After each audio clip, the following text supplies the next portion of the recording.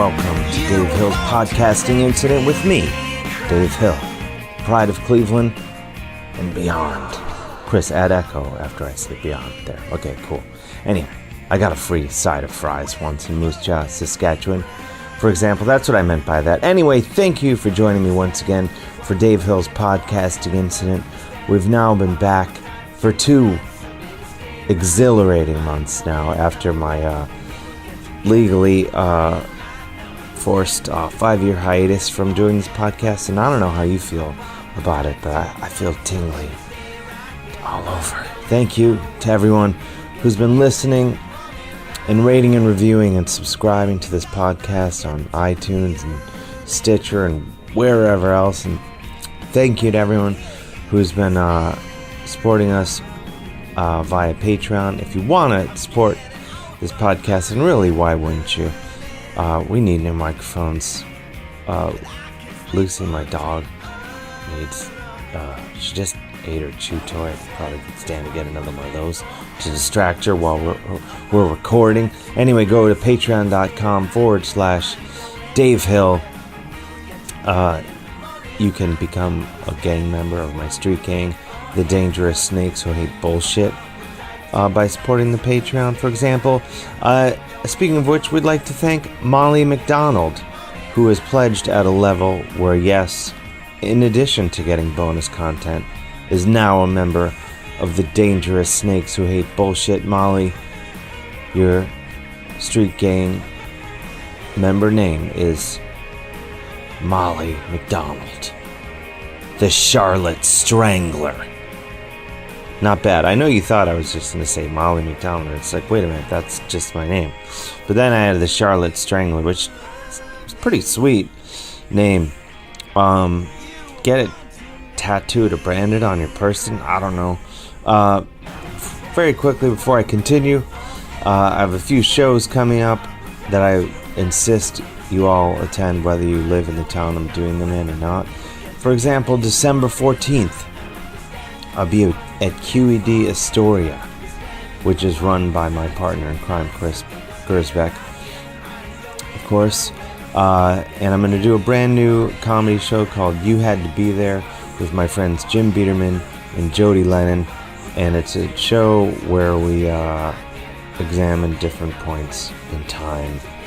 And I spew all sorts of bullshit about them. Our first show is going to be about 1970s Los Angeles and my time in the Eagles and Fleetwood Mac. So come on out, 7:30, December 14th at QED Astoria in Queens, New York.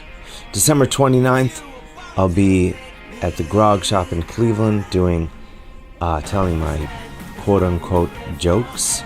That'll be with Mary Santora and John Bruton. December 29th, that's right after Christmas. Look it up. Come on out in Cleveland Heights, Ohio. And then this is exciting. Witch Taint, my extreme black metal band, is going to make its live debut as a full music heavy metal band, May 23rd, 2019 at Mercury Lounge. That's with Satanicide. It's a ways off, but I think that's going to sell out and it's going to be nuts and you got to come. Anyway, let's keep moving. As those of you who have been following the news very closely, just a few short days ago, I was suspended from Twitter. Why, you ask? Did you threaten to kill somebody? No. I was making mom jokes at Trump supporters who were coming at me. Anyway, I'm pretty proud of it. So this episode, we talk about that quite a bit. I don't have a guest per se. It's more of an in-house guest. My partner in crime, the technical whiz who makes this show possible, Mr. Chris Gersbeck, who, without him, and you can, so thank him or blame him, it's up to you, Chris Gersbeck. But Chris decided he wanted to sit down with me and get to the bottom of this whole Twitter suspension. What does it mean for me? What does it mean for America? it's really, what does it mean for the world? There's a lot of questions answered during this particular episode. It really, it's chilling. I'm not going to lie to you. We also, during this episode, call Patreon subscribers and sing Billy Joel songs to them. So, there's that too. And by the time this episode is released, I still will be under suspension. So, the fight isn't over. If you want to support me, go to do hashtag #SaveDave on Twitter. We're going to get through this. Anyway, here I am. That's me, Dave, talking to Chris Gersbeck. We're going to break it all down for you. And then we'll be back next week with a full-on guest that I talk to about stuff. And here we go. Here's me and Chris. Deal with it. Here we are, Chris. At this point in the podcast, I will have already done an intro saying that you're the guest on the podcast today. Right. Even though you are the podcast, you're the behind-the-scenes man of action. Right. But today... But I wouldn't book myself as a guest on the show. No, so. I take full responsibility for having booked you. I feel good about it. Because I think it's time, we've done, I don't know how many episodes. We should roll, I think 8. 8 episodes. Let's pull back the curtain and see let's meet the guy who's been sitting on the couch this whole time. Even though quiet. Lucy's over there on the couch now, right? Aren't you? Lucy's sitting where I usually sit. Yeah. She's calmed down since I first got here. Aren't you beautiful, Lucy? And also we're kind of, it's a bit of a war room today because as is known across the globe by now, Monday morning when we're taping this, I'm in Twitter jail. You're in Twitter jail for the best possible reason, too, I think. Yeah, and I honestly didn't see it coming. For those who haven't been following this international story that closely, what happened, I thought it was only going on for a week, that I was tweeting mom jokes at Trump supporters. And, to hear what I just said, you think, well, it serves you right for going out of your way and just attacking people. But I wasn't attacking people. No. I was responding to attacks. Right. With mom jokes. Right. Which I think is the best use of Twitter, for sure. Yeah, I think so. I thought it was only going on for a week. And then on Saturday night, a couple nights ago. Like you only planned to have it go for a week? No, in my mind. In your mind. It had only been going on for a week. Like I truly, in my head, I was like, oh, this has been going on for like maybe a week. Yeah. And I got finally Saturday night, I got 3 separate emails saying your account is locked and here's why. Oh, wow. And it was something like, so someone reported you. So yeah, I don't know if it was the same person or not, but I could look into that, I guess. But the gist of it would be like say something to me. Like something mean? Anything. I don't know who you are. I know who your mom is. Then say something else to me. I'm trying to think of what the people usually say. Your mom just said that I should stay in her butthole. See, that's basically how it works. It's very simple. Right. And it's always consensual, too. Always consensual. It's never it's never anything that you'd get arrested for. No. Yeah. So, yeah, it's always consensual. Always, with the mom or even the dad sometimes buying us pizza after, whatever. The dads often film. But anyway, it went on. So I was like, I've been doing this for like a week. And I received a lot of support. Mm-hmm. And I received a lot of celebrity support, which is the best kind of support there is. It's important, yeah. I got some very nice notes from various celebrities about my work. Like who? I don't want to name drop. All right. Lorraine Newman, Oh, which she's doesn't get a any better legend. than that. Absolute legend, hero, and a friend. So, you know, I felt it was sort of like with that kind of support, I was like, well, I'm doing the right thing here. Mhm. And I kept it going. So anyway, when I got suspended or locked out or whatever, I was like, as a preemptive strike, I thought, I should go and delete all of them because I didn't want someone just Reporting all of them. because then I could be banned for life because Yeah. they'd be like, well, you did this and you did that. So I was like, all right, I guess they all have to go. So this is not used against me at any point down the line. Right. Especially given all the international attention this incident has received. And so I got rid of all of them. And in doing so, that's when I realized that it had been going on for more than a month. Yeah, how long did it take you to go through all of those tweets? Well, Saturday is December 1st. And the thing was, like, some days it would just be a couple, but if I had to, like, use the bathroom a lot on a given day, like, it would be, like, a lot of them, Because I would just sit there and kind of like, all right, boom, boom, boom, and knock out, like, 10, in one trip to the bathroom. And, that happens a few times during the day, depending on what I had to eat or whatever. Yeah. It was a lot of them. It was funny because I would see you'd be active on Twitter telling people you had sex with their moms, and I'd be like, oh, Dave's up. I can email him about something. Well, I know that's the thing about Twitter is like you can't. Yeah, people know. Oh, like you're always around. and they know you're on your phone or Yeah. whatever. So you have to respond to text messages and Yeah. and emails and things because That's like, why well, sometimes- he's clearly very busy. Yeah, on the weekends I just don't go on. I'll view social media, but I won't post anything. Because then people are like, "Hey, do you Yeah. have $40 I could borrow?" Exactly. But yeah, so there was, I think, hundreds of them. I have to say, Mm-hmm. not to brag, not proud of it. I'm kind of proud of it, You should be. but I would have never gotten sick of it. You were still doing them all Thanksgiving. yeah, I did it. I was in Canada. I was doing it. Just kept it going. Mhm. But now it's over. It's a wild ride, and it's over. Is it though? You could still do it on Facebook.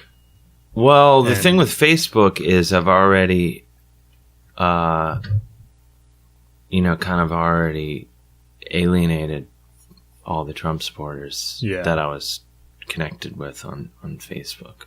So They all unfriended you.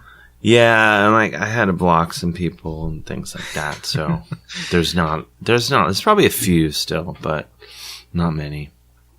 So can't really do it there. What are you gonna do? That's for the best, though, isn't it? Yeah. But yeah. So here we are. Now I'm just a guy who can't tweet for a week. Some notable people are coming to your defense. Mm-hmm. Michael Ian Black tweeted.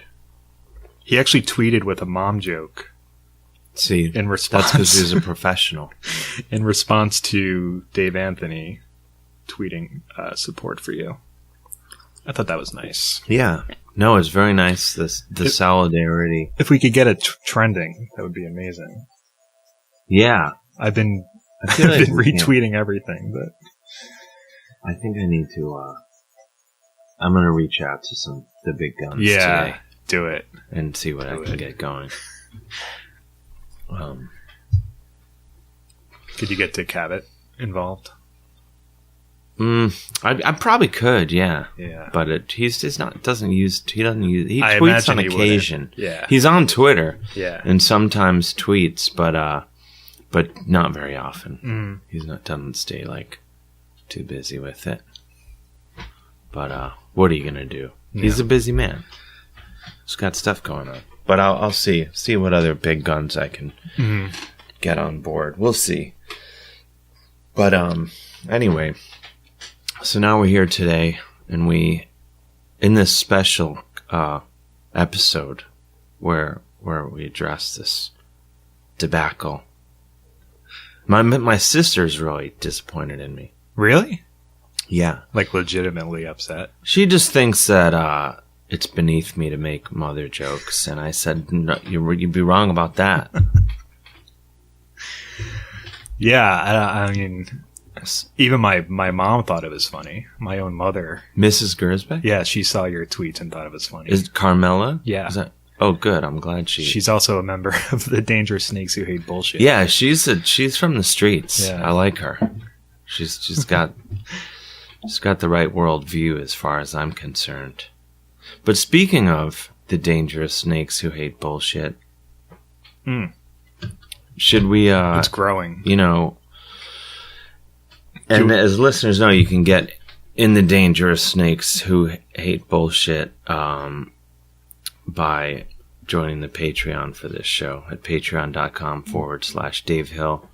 It's only $5. And I have to start making shirts again. For the longest time, I was making shirts, and anyone who bought a shirt was instantly the leader of their local chapter. The local chapter, yeah. So I'd like to get that going again at some point. But in the meantime, people do get a gang name. But there's other benefits we've yet to we still have deliver to on. Go through that list. I know we have to make some Billy Joel calls. Why don't we do some of those now? Yeah, let's do it. Wait, I need to look at this. I feel like there's how much do you have to pledge to get a Billy Joel song? $10. $10. Okay.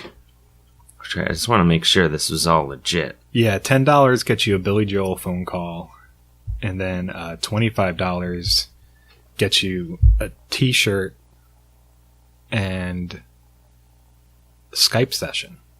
$25 gets you a Skype session? I think so, yeah. Oh, man. We have to schedule some of those, too. I can't believe this.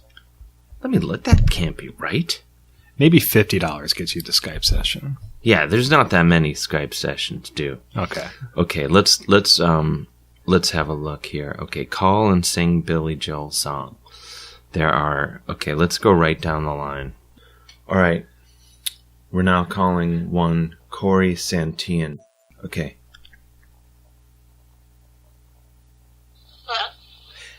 Listen, boy, I don't want to see you let a good thing slip away. You know but same mistake. She's a real nice girl and she's always there for you. But a nice girl wouldn't tell you what you should do. Listen, boy, I'm sure that you think you got it all under control. You don't want somebody telling you the way to stay in soul. So you're a big boy now, you never let her go. But that's just the kind of thing she ought to know. Tell her about it. Tell her everything you feel. Give her every reason to accept that you're for real. Tell her about it. Tell her all your crazy dreams. Let her know you need her. Let her know how much she means. That was enough. You just hung up. I just hung up on her. Amazing. Oh, I didn't think I would enjoy that as much as I did. Yeah, that was great. I think she was enjoying it. Who can blame her? There's even no, because I had to pull up the lyrics. You ever seen that video of Billy Joel going crazy at the concert in Russia? What do you mean going crazy? Like in a good way or a bad way? No, like a bad way. I mean, it's a good way because you can watch it and it's hilarious. But I guess the crew kept lighting the audience, and he kept telling them over and over, like, turn the house lights off because he was like, you're ruining the show, and they refused. They just kept the lights on the crowd. Why would they? Why? I don't know. So then he took a microphone stand. He's like, turn the lights off, and he smashes it on the stage. Oh man, yeah, Joel. It's great. It's from like the late '80s too. It's like prime Billy Peak Joel. of his powers. Yeah, man. I forget what song it was. I think it was the It's Just a Fantasy. It was that song. It was in the middle of that one? It was in the middle of that. Okay, we now move on. This is for Jamie Matzo in Long Island. She is qualified for the Billy Joel song. Calling her now. Put on speaker. It's ringing. Hi, you've reached Jamie's cell phone. Please leave your name, number, and a brief message, and I'll get back to you as soon as I can. Thank you. She put me straight to voicemail. What's the matter with the clothes I'm wearing? Can't you tell that your tie's too wide? Maybe I should buy some old tab collars. Welcome back to the age of jive. Where have you been hiding out lately, honey? You can't dress trashy till you spend a lot of money. Everybody's talking about the new sound funny, but it's still rock and roll to me. What's the matter with the car I'm driving? Can't you tell that it's out of style? Should I get a set of white wall tires? Are you gonna cruise a miracle mile? Nowadays you can't be too sentimental. Your best bet's a true baby blue Continental. Next phase, new wave, dance craze. Anyway, it's still rock and roll to me. Oh, oh, what's the matter with the crowd I'm seeing? Don't you know that I touch? Well, should I try to? Oh, well, should I don't. Screw it. I don't know how that part goes. Thank you. Thank you, Jamie. Perfect. It started out really strong. Yeah. I think when they're on the phone, it's probably more exciting. But yeah, you get that rush. You think? Do you know these people, or are they just random? Oh, I know those two. I know I've interacted with them in real life. Yeah. So yes, that's good. Yeah. Different levels. I'm waiting for someone to sign up that it like gets angry when you call them. Oh wow! How could you get angry at that? I guess you could. If you called too late, if like maybe they have. Oh, we're doing this at the wrong time. Okay, so I'm gonna mark those complete. We got it. We did a couple. All right. Gosh, that I was in light of my Twitter suspension and a variety of factors, I wasn't having the best day, but it's really kind of turned my day around a little bit. I have to admit, singing those songs, I feel. Are you're actually bummed out about the Twitter ban? Not really. I actually think it's a blessing, if I'm honest. I think it's good for me. Yeah. Take a little break. Recharge. Maybe get out, live in the real world a little more. Yeah. So I say bring it on. I think maybe it's the best thing that's ever happened to me. Yeah, social media could be bumming. A major bummer in general. It is. I mean, I don't know why. If you didn't have to... I mean, I do know why, but go ahead. Yeah. If you didn't have to promote stuff, would you be on social media? Would you... I don't think so at this point. Yeah, that's how I feel. I would at all. Because there were things that I think Facebook, I initially liked it when it was genuinely like a way to keep in touch with real friends and family, like when it was just a small, and I guess I could have kept it that way, but then my Z-list celebrity took over, and then it became not that anymore. Yeah. And so I stopped liking it then.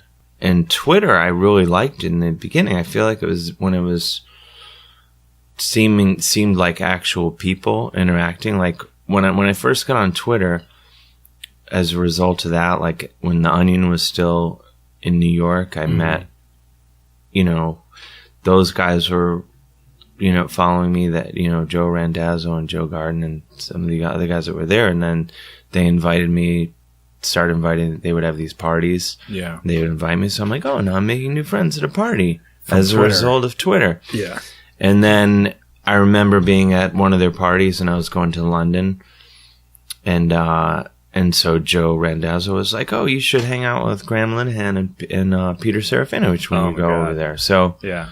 So then I went to London, and, I had friends in London, just, first. I'd been there once 4 years ago. The first time they're doing shows and things, I was, hanging out with comedians and stuff, and so I really liked that. And I think initially it was a genuine way to like connect with people that you kind of had a like similar right worldview or whatever sensibility. I actually think maybe allowing politicians on social media like that and using social media as a way to like, like that's what Trump does. Yeah. He just uses Twitter as a way to like get his message out to everyone instantly. Yeah. And I think that's kind of what ruined the platform. Well, maybe the thing is, and I guess they had to do it but once they started verifying people, because then it makes like, this is the official, but without that, then it would be like, how would you really know? So, which I think is almost better, because it's like, I mean, granted, would come with its, it comes with its own set of problems or whatever, but then when you have these verified things, then it's like, this is this person, and they're saying this bullshit or whatever. And then, I don't know. Yeah, I think it's horrible. But, I like who's the guy, the former Mexican president? Oh, yeah. Didn't he say, I'm not paying for that fucking wall? Yeah. He's the best. Vicente Fox, I think. Yeah. Is it? Yeah. Is he still going after him on Twitter? I haven't seen any tweets from him lately, but I think so. Well, going back to what we were talking about before the mics stopped rolling. Crapped out. We lost a lot. Is it working now? Do we know? Yeah, we're rolling now. Lucy's getting back up on the couch. We've been having some I've been having some technical problems. Which is why, but when all that sweet Patreon money comes in, we can get a slicker setup. Yeah. Lucy's licking a pillow right now. She doesn't give a fuck about anything. I wonder why. There's probably food on it. I like to think there isn't food on my pillows. Do you eat on your couch? Snacks. Not full meals. But sure, on occasion. But not enough, I think, that would like make licking a pillow a very satisfying experience, in my opinion. Right. So we were talking about getting rid of the internet. Yeah. Except for this podcast. Except for this podcast and maybe a couple other podcasts. Because even like... in the King Diamond website. Because even like movies too have lost a lot of mystique. Like as a kid, I remember I saw Army of Darkness in the theater, and then found out after that it was a sequel to Evil Dead 2. So your mind was blown. My mind was completely blown, and it was only because our Blockbuster had Evil Dead 2. So when we went to go rent Army of Darkness because we loved it, we saw, there's another movie with this character. But then the first Evil Dead was like out of print for like years.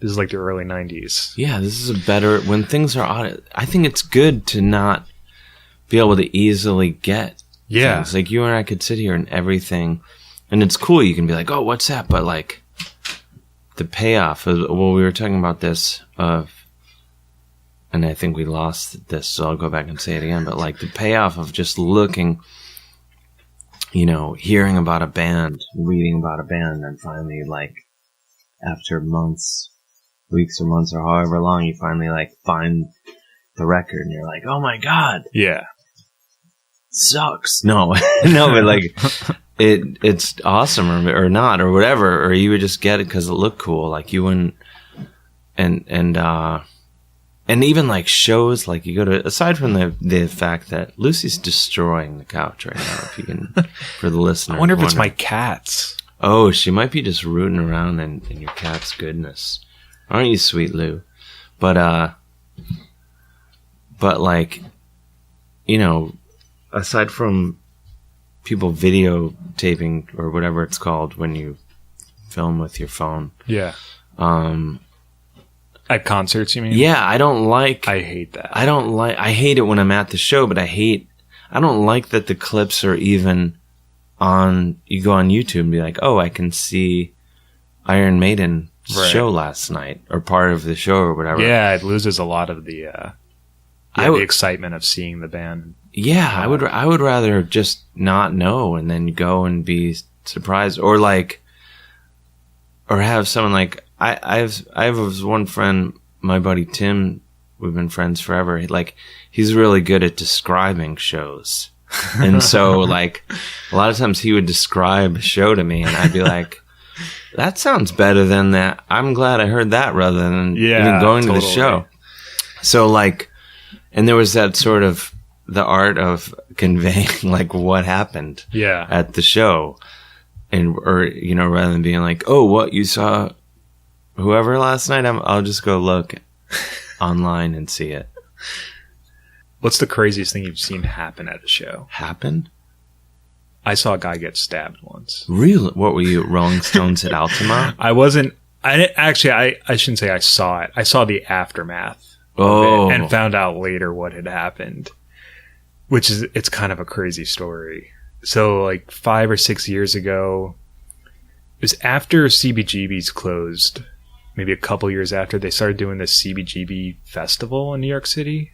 They might still be doing it. I'm not sure. Mm-hmm. But it was kind of like they sold the brand, the brand name of CBGB to this music festival that wanted to put on a kind of like a punk rock festival, and it included movies and stuff, and it was all over the city. And I went to a screening of that documentary American Hardcore. Oh yeah, which is a really great film. But I think I saw that. But they had a little discussion before with pull this up. One of the guys from the Cro-Mags, mm-hmm. and he was there with his 2 kids. He had 2 little kids or something. Anyway. He wasn't in the Cro-Mags anymore. Mm-hmm. Oh, so it's probably Harley Flanagan? It was him, yeah.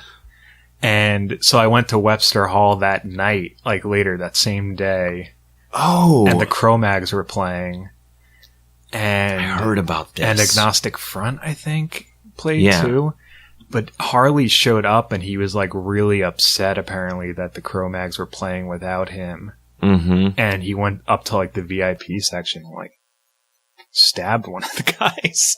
He was fine. I heard about this. He was in the hospital, but why would he do that? But that was I saw the scuffle that ensued after, and it was pretty terrifying. Especially since I was I saw that guy earlier in the day with his 2 kids. I don't understand. I've never understood. With hardcore specifically, I remember coming to New York and people were like, oh, let's go down to the CB's matinee or whatever, and then be like, oh, this band's playing, but then this other band's coming from Boston or whatever, so there's going to be skinheads and there's going to be a fight. What do you mean there's going to be a fight? What are you talking? Why would there be a fight? People are going to listen to music. Why would you fight? And I never understood it. It's. I guess with skin racists and all that, that's one thing. But there would always be even when there weren't any skinheads, racist skinheads involved, you would go and be like, "There's a fight," and I would be like, "Well, I thought we just wanted to hear the bands." Yeah. Play why? I remember that too. I only went to a few of the matinees there, but maybe not even one of those shows, but I do remember hearing oh, there's going to be there's a war brewing. Yeah, I saw that happen to one of my friends. He got jumped. Remember the Sam Ash? Actually, right over Sam Goody. Oh, Sam Goody. Sam Goody and Sam Ash. There's a big difference. Yeah, there used to be really, one but sort of right over here on West 4th. Mm-hmm. They used to have concerts there every now and then, and I think it was a Dropkick Murphys show. One of my friends had some weird beef, and they jumped him outside the show. Beef. Yeah. Man, oh man. Scary stuff. It is. But, There you go.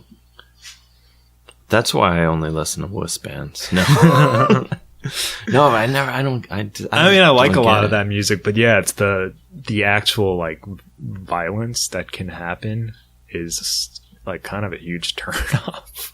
Well, I understand like when there's the music gets people excited, and I can see how, there's the potential for, but like, I think when the vibe is good, like, and even when people are moshing or whatever, like, it's not a violent thing. Oh, it's just yeah, like not at all, yeah. Or whatever sort of thing. And I remember going to see, like, metal shows or seeing, like, I remember going to see, like, Cannibal Corpse, like, 20 years ago or something. And going into the pit or whatever, just because I was like, I wonder. Yeah. What this would be like. And it was like not violent at all. It was like a lot of flailing around, but like if someone fell down, people would grab them. Right. And it was all very nice. How old were you when you realized you couldn't jump in the pit anymore? 35. No, I don't know. that was never my thing. I was never, I always thought it was completely stupid. I never was like into it. Yeah. At all. I thought it was just absolutely pointless, and just kind of, maybe at a time it had a purpose. I think when it's not violent, it's all right. Right, it's fun when it's just people jumping around and bumping into each other. Yeah, but when it gets violent, and like people that don't want to be a part of it have no choice but to want to be a part of it, I never thought that was good. But when I first started seeing it, I was like, oh. I wouldn't know what this is like, but I don't know. I remember seeing the Pixies in like the record Bossa Nova had come out. Yeah, and so maybe that was 1990. I don't know, 91, I think, something like that. No, 1990. You're right. Yeah. They and put I remember out 4 albums in like 3 years or something like that. Yeah. And I remember going to see them, and they opened up with Wave of Mutilation, like the UK mix, the one that's like really slow, surfy one. And everyone was just going batshit and like moshing around, or like, and I remember thinking like, oh, this is over. Yeah. Like, this whole moshing is over. This style of music, like knuckleheads are found it. Right. So it's like right before, Nirvana Nevermind came out. Right. And, but it was that show when I was like, oh, everything's about to change in a huge way. Huh. And this is no longer it's no like longer a fun thing. It's not. Yeah, this is not like for a group of special people. This is every knucklehead in the world is now coming out to this. Yeah, I remember seeing the Squirrel Nut Zippers in like 97. You can edit that out that you just admitted. No, I'm just kidding. I like them. I was like 13. But I remember thinking, no, I just associate them with the swing, the whole swing dance revival craze. Well, yeah, I mean, they were a big part of that. But I remember my mom taking me to see them in Roseland Ballroom and thinking like, oh, maybe there'll be moshing there. Ooh, there was no moshing. But I wouldn't see that. I wouldn't think there'd be moshing at a Squirrel Nut. Well, I didn't know any better because like I would just. It's one of the first concerts I probably went to.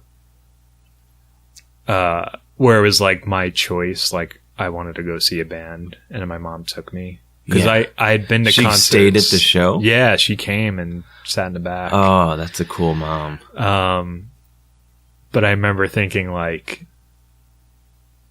yeah, I remember expecting moshing, and then it not happening, and being like, oh, so maybe not every concert is. So you were like, then were you like, Mom, can we go see the Cherry Papa Daddies? I bet there's moshing at that. I'm trying to think of the first concert I went to. There's actual moshing. I was really into ska in the late 90s. Oh boy. Like Save Ferris? I think Save Ferris might have been one of the first shows where I witnessed moshing. There's no shame in Save Ferris or 90s ska. They're Real Big Fish. They were fun at the time. It's not my thing. Yeah. But, I went to see the Mighty Mighty Boss Tones. I've seen them quite a few times. They were very entertaining. I think they just played. Oh, yeah? Like in Tompkins Square, I heard. I could be wrong. Yeah, I saw them at Bowery Ballroom a few times. Yeah, they're great at what they do. They're not like fully in that 90s ska, Save Ferris, Real Big Fish. Yeah.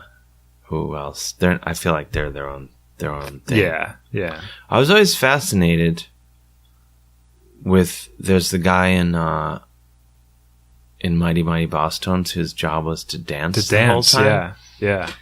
And I always thought, I was like, he's a pretty big guy. You'd think like that would work, take the pounds off. I don't mean that like in an insulting way, but no, he was it's a lot of cardio. He was like a pretty big guy for a guy that danced around nonstop. Yeah. Wasn't he like their tour manager too? I think so. You've got to figure they have to give him another job. Yeah, you can't just dance all night, pal. No, Although, but I always think like the dancer, he's going to be in tip-top shape. Right. Just goes to show you, kids, you got to be careful what you put into your body. Yeah. As well. Yeah. That's what we've learned. But now I'm worried that he's going to hear this and think that I'm calling him fat. I'm not. No. Plus, I'm referring to his body 20 years ago. Or however, whenever. Yeah, he might be in great shape now. He could be. I mean, some people look at Brian Baker from Bad Religion and Minor Threat. Mm-hmm. And he is in great shape now. I think he stopped drinking and started biking. Yeah. Now he looks like $1 million. It's doable. That's it. Stop drinking and bike more. That's how I lost a lot of weight. I stopped drinking. I was just listening to Bad Religion. That's a band I never got into. Because I probably only heard their like more 90s, more mainstream stuff. Well, the thing about Bad Religion, if you've heard one song, you have a pretty good sense of how the rest of it's going to go. I like them. Yeah. They're not my regular rotation or anything, but they kind of do that, what they do. Yeah. There you have it. And they've been doing it for a long time now. Yeah. Yeah, they look like a bunch of dads at a college graduation, which some of them probably are. I'm sure, yeah. I'm guessing. Yeah, I use Spotify a lot, and they came up on my Discover Weekly as one of their earlier... This isn't Armageddon, This is Hell. Mm-hmm. Is that what it's called? I don't know. I'm not an authority on those guys. I have seen them a number of times. Yeah. Not in a while, but I'm coming out in support of them if they're listening, which is unlikely. But I would like to let the record show. Then again, you could ask me tomorrow, and I would just trash them. Who knows? No, I don't think I would. Yeah. What other bands have just an auxiliary guy? Happy Mondays had. Oh yeah, they had Bez. that guy. I feel like Two Skinny Jays, I think, had. I bring them up. My bandmate Eddie Eyeball is also in that band. I think they had a guy that just was like an auxiliary player. Mm. Tragedy, the tri-state area's foremost Bee Gees heavy metal Bee Gees tribute band. Oh yeah. They have a guy who's like Lance, who just comes out and he's like their towel boy. But I think he does quite a bit more about, as you said, behind the scenes. I love that. Like I saw Guided by Voices once in, is it Mitch? What's his name? Mitch Mitchell. Mitch Mitchell. He had a roadie whose job was to just keep a lit cigarette in his mouth. Yeah, well, I think on that tour, if I'm getting this right, they did not hire a sound man, but they hired that guy. Are you serious? Yeah, like whatever they did the priority was having that guy instead of a dedicated sound man. Oh my God. Like, that's great. So, and that guy probably did other stuff, I'm guessing, but they would just use house sound men wherever they went because they didn't want to spend the money or whatever on the sound man, but they wanted to pay. I mean, that makes sense for them. If they don't sound great, I don't think anyone would really care. Maybe I get really like if the sound isn't good, I get really bent out of shape. Yeah, like it drives me bonkers. Like I'll tolerate not great sound, but I went to see the Melvins recently. I've seen the Melvins a bunch of times, but I saw them at Music Hall Williamsburg, and they sounded great. And then I went to see them, and this could have been, I don't know, I was a bit drunk, probably. I think I'd had a couple beers, so maybe my thinking on this matter was skewed. Mm. But they were playing at Warsaw in Brooklyn, and I went, and I was just like, this doesn't sound, the mix is really bad. Warsaw is a weird space. And I was getting so frustrated. I was like walking all over, and I was like running into people I knew, and I was like, what do you think? Does this sound horrible? And they were playing great. You could tell that, but it just like the sound in the place. And then like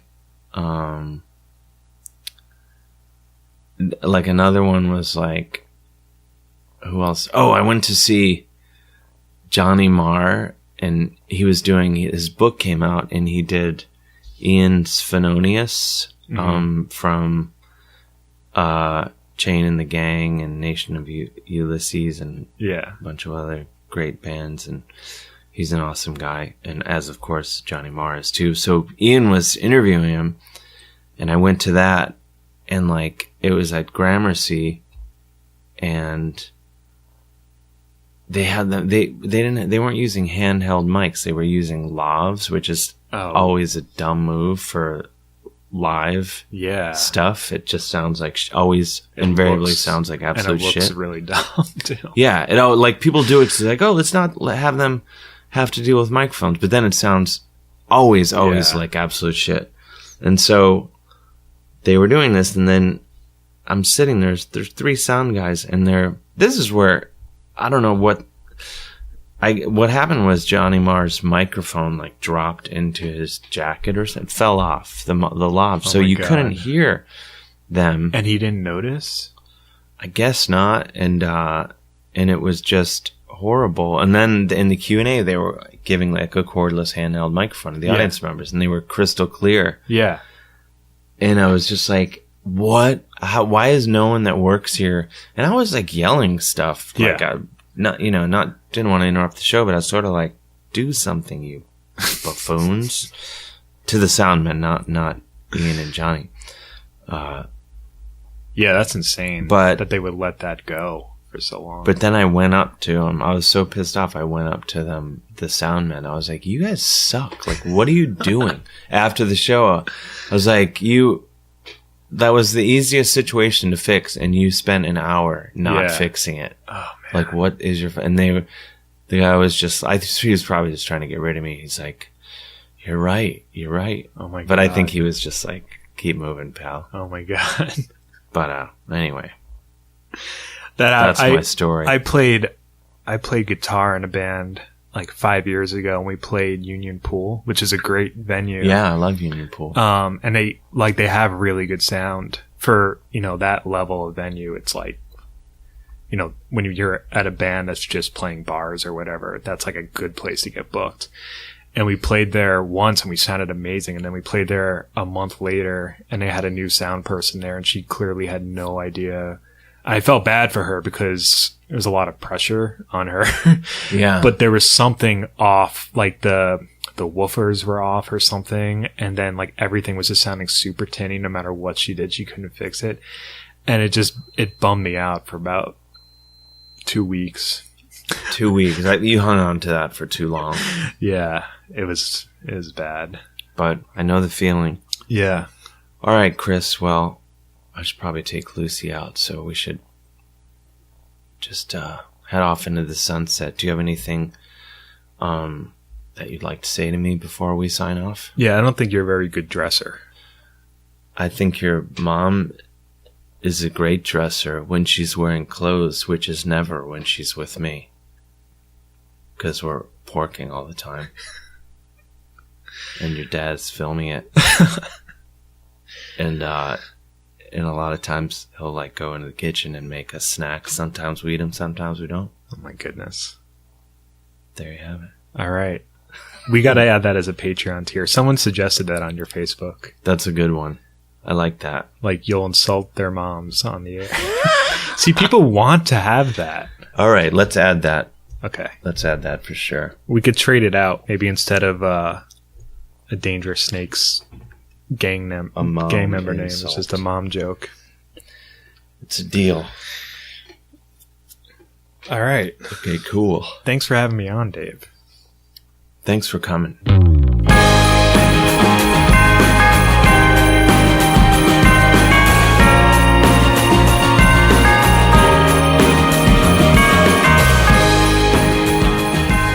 And there you have it, my lovely conversation with my partner in crime, Chris Gersbeck.